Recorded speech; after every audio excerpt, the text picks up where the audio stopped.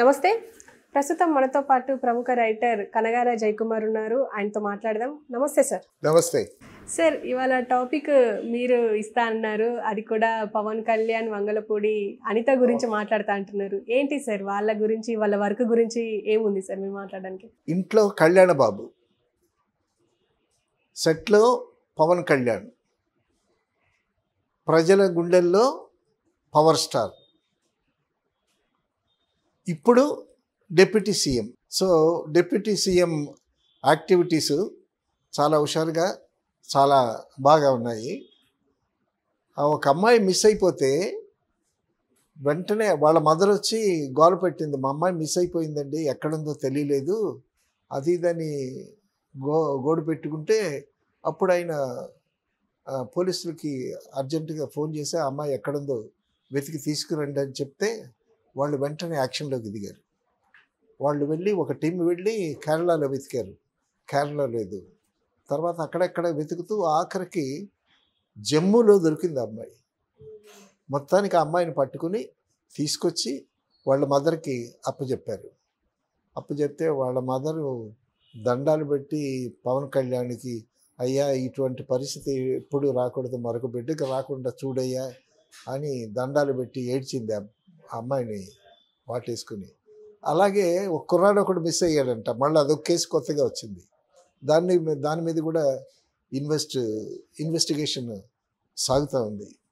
So Pawan Kalyan ఒక phone కాల్తో తప్పిపోయినటువంటి అమ్మాయి వచ్చింది అనేటటువంటిది సోషల్ మీడియాలో బాగా వైరల్ అవుతుంది. తర్వాత అక్కడ పిఠాపురంలో గ్యాదరింగ్లో వాళ్ళని అడ్రస్ చేస్తూ వాళ్ళకి థ్యాంక్స్ చెప్తూ, నన్ను పిఠాపురం నుంచి గెలిపించారు, నన్ను హక్కులు చేర్చుకున్నారు మీరు, నేను 3 ఎకరాల స్థలం కొన్నాను, ఇక్కడ ఇల్లు ఇక్కడే కట్టుకుంటాను, తర్వాత మీరందరూ వచ్చినా కూడా మీరందరూ కూర్చోటానికి విశాలంగా ఉండాలి, పెద్ద హాల్ ఉండాలి, సో ఓపెన్ ప్లేస్ ఉండాలి, అక్కడికి వచ్చి కార్యకర్తలు జన సైనికులు అందరూ వచ్చి మీరు చక్కగా రిలాక్స్ అవ్వచ్చు, మరి మీరందరూ వస్తే మరి మీకు కూర్చోటానికి ఒక పెద్ద ప్లేస్ కావాలి కదా, అది ఇదని చెప్తున్నాడు. తర్వాత మీటింగ్లో భలే ఎంటర్టైన్ చేస్తున్నాడు జనాల్ని. ఒకళ్ళు అడిగారు, మరి సినిమాలు చేస్తారా అని అంటే, సినిమాలు చేయడానికి టైం ఉందా అడుగుతున్నాడు. వాళ్ళతో చక్కగా ఇంటరాక్ట్ అవుతున్నాడు, చక్కగా మాట్లాడుతున్నాడు. ఒక ఫ్రెండ్స్తో ఎట్లా అయితే చక్కగా మాట్లాడుకుంటామో అంత ఫ్రెండ్లీగా మాట్లాడుతున్నారు. సినిమాలు చేయటానికి టైం ఏముంటుంది, ప్రొడ్యూసర్స్ వచ్చారు, క్షమించండి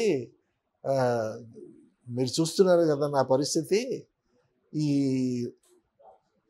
ఒక నెలన్నా ఉండి ఇక్కడ ఒక నెల రోజులన్నా ఉండి కనీసం గోతులు పడినటువంటి రోడ్లకి కాస్త ఆ గోతులన్నా బాగు చేయించి వస్తాను,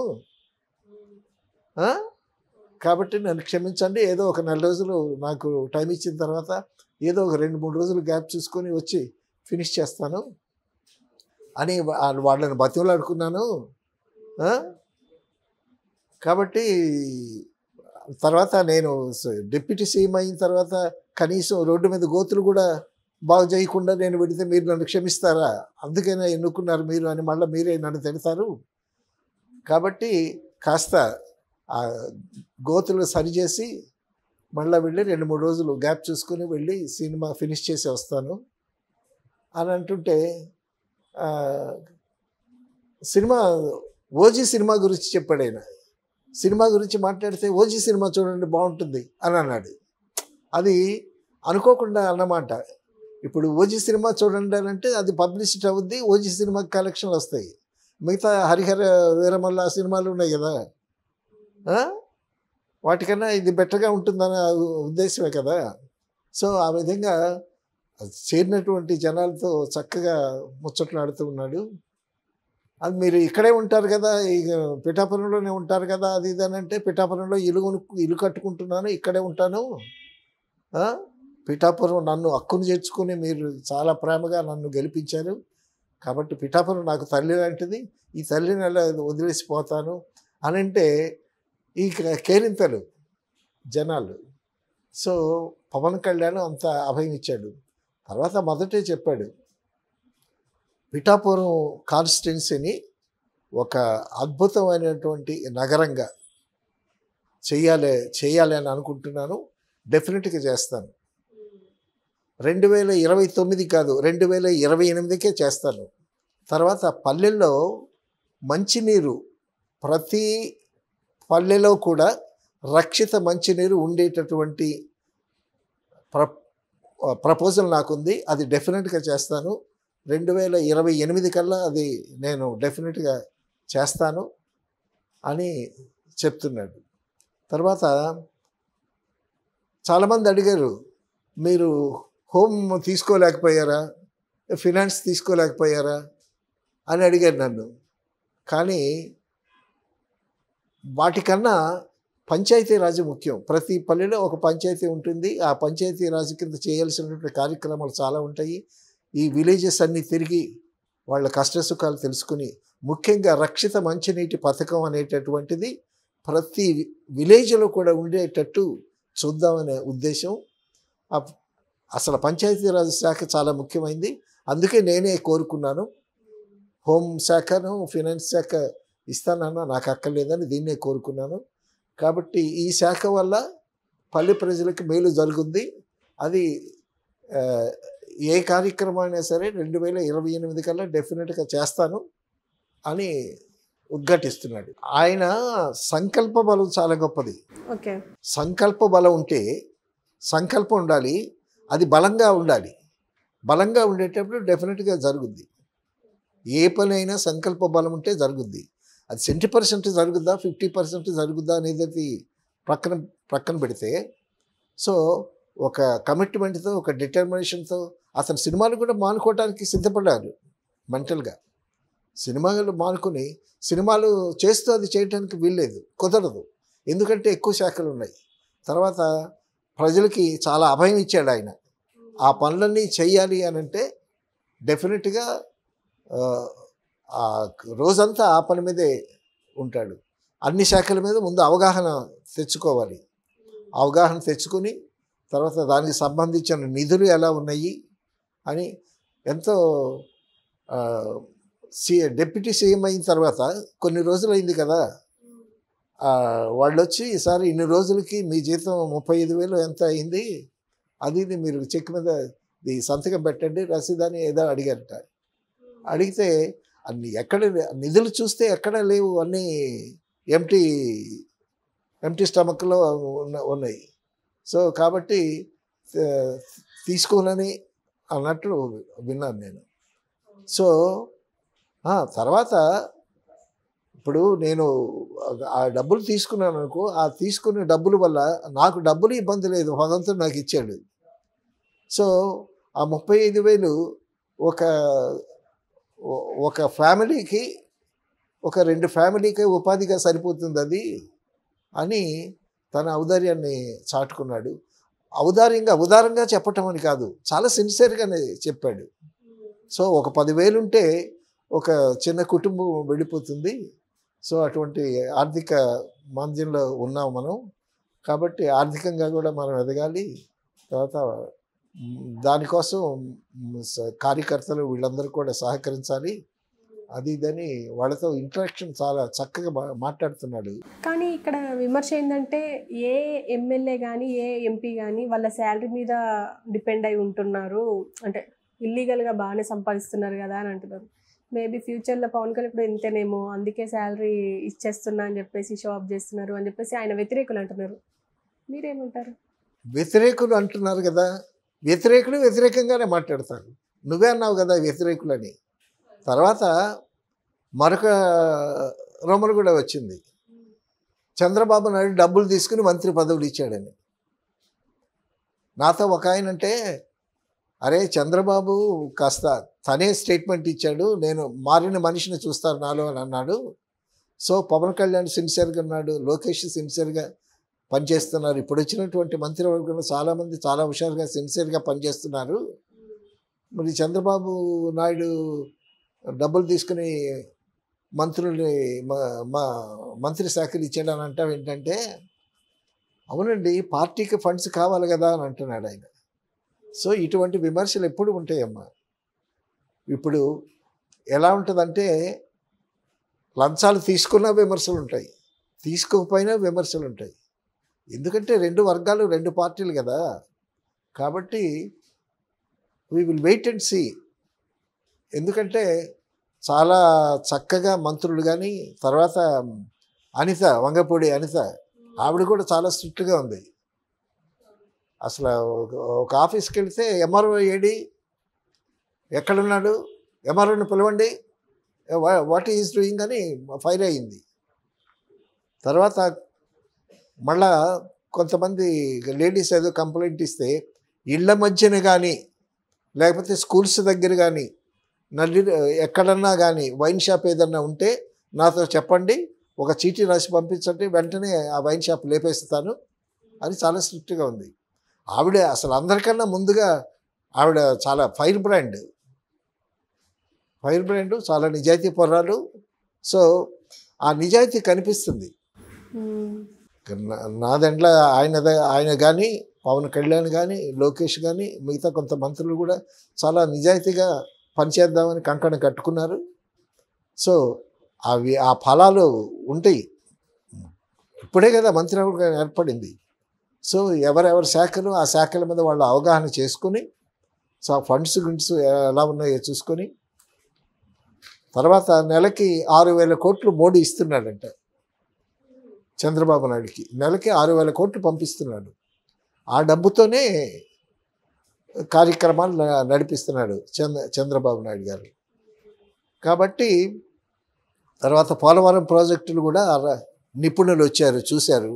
వాళ్ళు నివేదిక ఇచ్చిన తర్వాత ఆ నివేదికను బట్టి వీళ్ళు సెంట్రల్ గవర్నమెంట్ దగ్గర, మోడీ దగ్గరికి వెళ్ళి ఆ నివేదిక ఆయనకు చూపించి ఇంత కావాలి అది ఇదని చెప్పి ఆయన దగ్గర నుంచి ఫండ్స్ తీసుకుని వస్తారు. తర్వాత పవన్ కళ్యాణ్ ప్రజలతో ఇంటరాక్షన్లో, నేను మా అన్నయ్యతో విభేదించాను, నా కుటుంబ సభ్యులంతా నా కాళ్ళకు అడ్డం పడ్డారు, నేను ఎప్పుడు అసలు రాజకీయాల్లోకి రావాల్సింది, మా అన్నయ్య ఏమో కూతుర్ని అక్కడ ఇచ్చాను, వాళ్ళు ఏమనొద్దు అని అన్నాడు, మా అన్నయ్య కాంగ్రెస్ నుంచి నేను విభేదించి ఆయనతో బయటకు వచ్చాను, నా కాళ్ళకి బంధాలు వేశారు వాళ్ళు, ఆ బంధాలన్నీ తెంపుకుని నేను బయటకు వచ్చాను. సో ఇవన్నీ లోపాయికారి విషయాలు నేను ఎవరితో చెప్పుకోగలను అని అందరితో చెప్పుకున్నాడు. సో హీస్ ఓపెన్, ప్రతిదీ చక్కగా ఓపెన్గా చెప్తున్నాడు. లేకపోతే ఆ ఓజీ బాగుంటుందని ఒక సినిమా గురించి చెప్తాడా? So that is feeling. He speaks what he feels. తను అనుకున్నదే చాలా ఫ్రాంక్గా మాట్లాడుతున్నాడు. పిఠాపురంలోనే ఉంటాను, మిమ్మల్ని వదిలిపెట్టి పోను, నాకు పిఠాపురం తల్లి లాంటిది, మీరందరూ నన్ను ప్రేమించారు, ప్రేమ కావాలి మనిషికి, అంతేగాని డబ్బు దశకం అది ఎన్నాళ్ళు ఉంటుంది, వాళ్ళు ఉంటుంది పోతుంది, మీరు ఇచ్చినటువంటి ప్రేమ అది ఇదానంటే వాళ్ళు జనాలు కేరింతలు. ఐ లవ్ యూ అంటే అమ్మాయి ఎలాగ మురిసిపోద్దో, అంటే ప్రేమిస్తే మురిసిపోద్ది, లేకపోతే చెప్పు తీసుకుంటుంది, అది వేరే విషయం అనుకో. సో అంత చక్కగా జనాలు వాళ్ళ హర్షాతిరేకాలు చెప్తూ ఉన్నారు. సో పవన్ కళ్యాణ్ ఇప్పుడు చూస్తూ ఉంటే ఇంకా దీక్ష అవలేనట్టుంది. అదే డ్రెస్లో ఉన్నాడు, ఆ డ్రెస్లోనే ఉన్నాడు, మాట్లాడుతూ కండవ సర్దుకుంటున్నాడు. తర్వాత పక్కనే వర్మగారు ఉన్నారు. తర్వాత వర్మగారిని పక్కన పెట్టి వర్మగారు చాలా మంచి మాట అన్నారు. వాళ్ళేమో అసెంబ్లీ గేట్ దగ్గర కూడా రావు నువ్వు అని అన్నారు వాళ్ళు. అప్పుడు వర్మగారు ఏమన్నారంటే, గేటు రావటం కాదు, గేటు తోసుకొని రావటం కాదు, గేటు తన్నుకుని వచ్చాడు అని అన్నాడు వర్మగారు. సో వాళ్ళిద్దరికీ బాండేజ్ భలే కుదిరింది. ముందైతే సీట్ ఇవ్వమంటే ఈయన ఇబ్బంది పడ్డాడు వర్మగారు. తర్వాత పవన్ కళ్యాణ్తో అండర్స్టాండింగ్స్ కుదిరిన తర్వాత చాలా పవన్ కళ్యాణ్ అంటే చాలా ప్రేమ ఏర్పడింది. వర్మగారికి కూడా చాలా, వర్మ అంటే ఈయనకు కూడా మంచి అభిమానం ఏర్పడింది. సో వర్మగారికి ఒక మంచి సముచిత స్థానం కల్పిస్తారు. రైట్.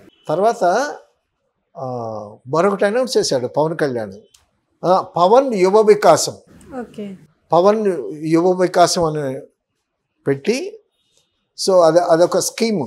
ఆ స్కీమ్ కింద యువతకి మంచి స్కిల్స్ డెవలప్ చేసేటటువంటి, ఆ స్కిల్స్ ద్వారా వాళ్ళకి ఉపాధి కల్పించేటటువంటి ఒక పథకాన్ని తయారు చేశాడు.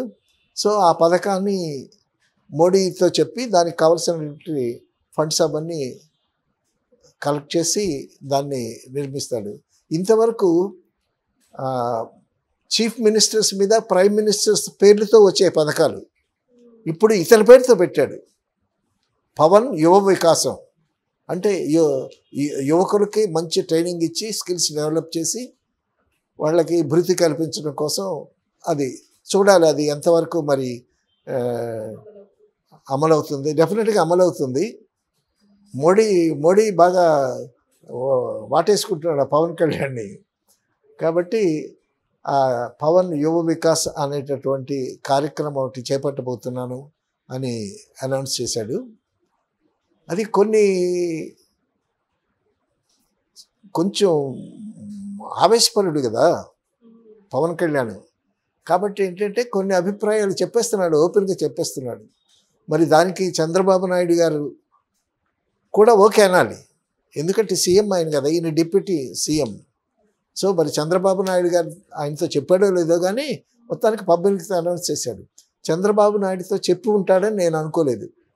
ఒక మంచి ఇన్స్పిరేషన్తో ప్రజలకి చెప్పేశాడు. అసలు జనసేన నాయకుడు లేని ఊరుంటుందేమో కానీ జన సైనికులు లేని ఊరంటూ ఉండదన్నాడు. ప్రతి ఊర్లోనూ జన సైనికులు ఉన్నారు. అంటే ప్రతి ఊరు పార్టీని ఆదరిస్తుంది అన్నటువంటి ఉద్దేశంతో మాట్లాడాడు. సో వాళ్ళందరికీ విన్నవాళ్ళందరికీ వైరల్ అవుతుంది. ఇతను చెప్పినటువంటి స్టేట్మెంట్స్ కూడా బాగా సోషల్ మీడియాలో వైరల్ అవుతున్నాయి. చూసి కూడా చాలామంది ఆనందిస్తున్నారు. సో మనకు మంచి రోజులు వచ్చాయి. ఎందుకంటే 5 ఇయర్స్ నానా తిప్పలు అనుభవించారు కదా. కాబట్టి ఈ 5 ఇయర్స్ కొత్త ప్రభుత్వం వచ్చింది, మంచి హుషారుగా యువరక్తం వచ్చింది, చాలా మంచి జరుగుతుంది.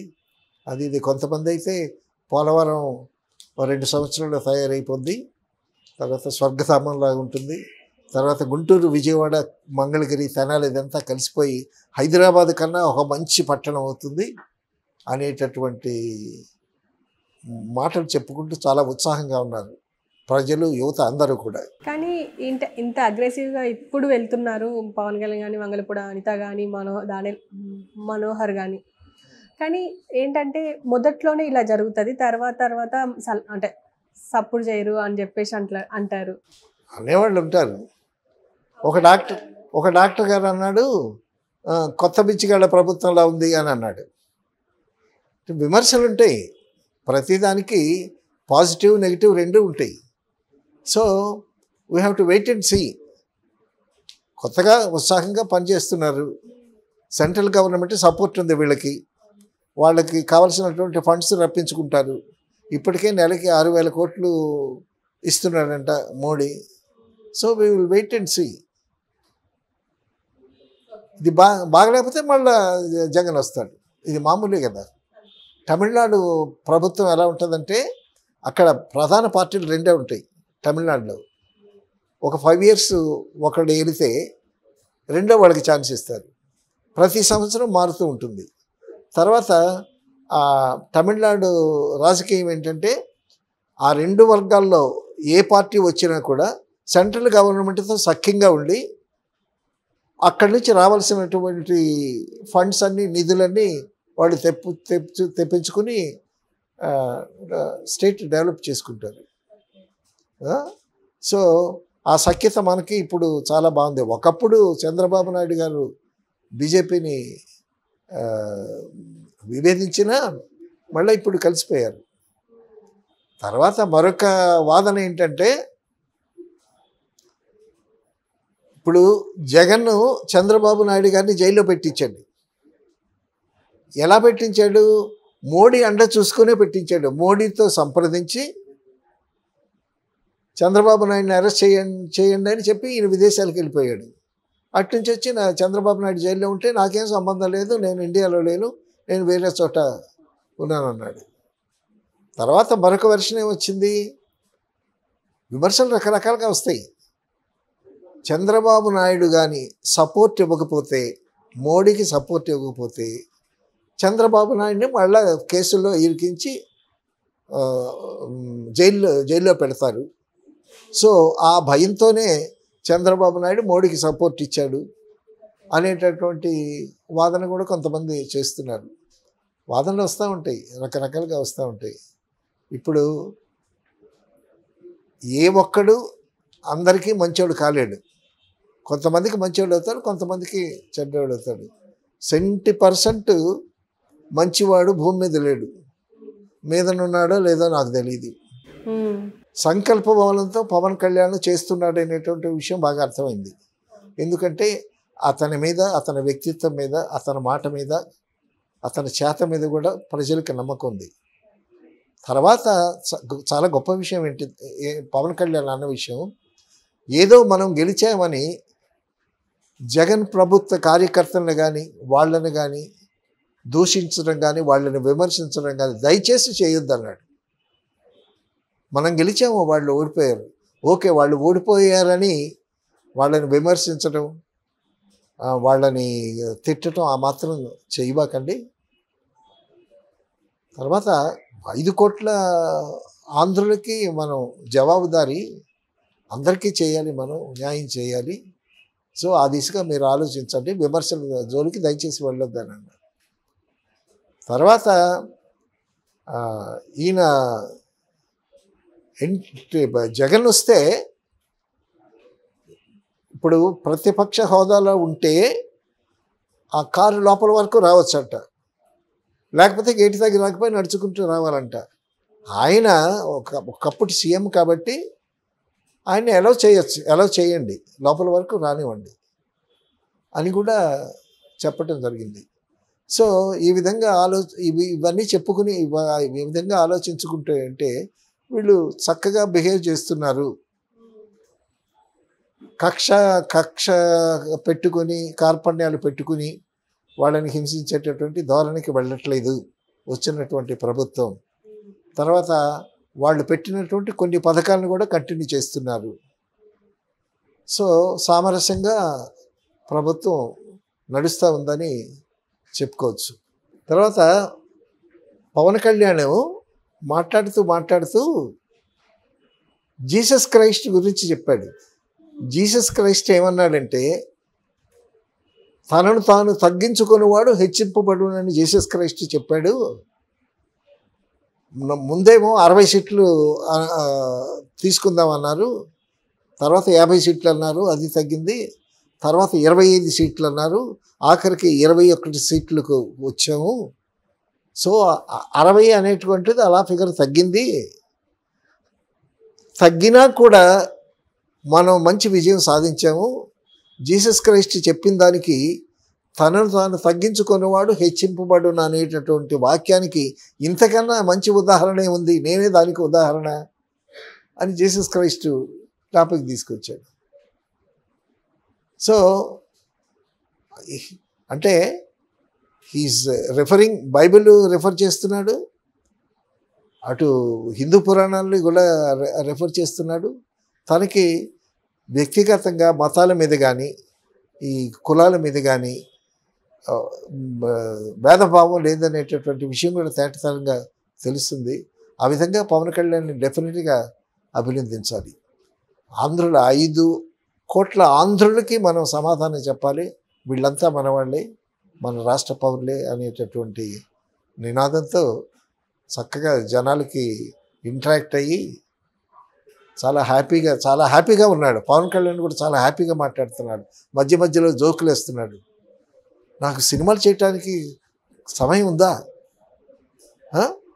ఇప్పుడు డిప్యూటీ సీఎం అయిన తర్వాత ఇక నేను వెంటనే ఇప్పుడు సినిమాల్లోకి వెళ్ళిపోతే ఏంటి, అప్పుడే వెళ్ళిపోయాడు, మనల్ని వదిలేశాడని మీరు నన్ను తిడతారు. కాబట్టి ఒక నెల రోజులన్నా మీకు సేవ చేసి ఏది గుంతలు, రోడ్లు బాగా గుంతలు పడ్డాయి, ఆ గుంతలన్నా పూడ్చే వరకు ఉండి తర్వాత నేను వీలు చూసుకొని సినిమాలకు వెళ్ళి ఖాళీ చూసుకొని 2-3 రోజులు ఆ సినిమాలు ఫినిష్ చేసి వచ్చేస్తాను అంటే జనాల నుంచి ఎవరో అడిగారు ఏ సినిమా బాగుంటుందని అంటే ఓజీ బాగుంటుంది చూడండి. తర్వాత ఈయన మాట్లాడుతుంటే ఒక సభలో మాట్లాడుతుంటే వెనక నుంచి ఒక అమ్మాయి సార్ ఐ లవ్ యూ అంది. అనేసరికి ఎట్టి చూస్తే వెనక ఎక్కడ మేడ మీద నుంచి ఉంది. సో ఇలాగా చాలా జోవియల్గా, చాలా ఫ్రెండ్లీగా జనాలతో ఇంటరాక్షన్, జన సైనికులతో ఇంటరాక్షన్ చేస్తూ చాలా ఉత్సాహంగా ఉన్నాడు. తర్వాత ప్రజల్ని కూడా చాలా ఉత్సాహపరుస్తూ ఉన్నాడు. ఓకే సార్, చాలా విషయాలు షేర్ చేశారు పవన్ కళ్యాణ్ గురించి. Thank you very much sir. Thank you.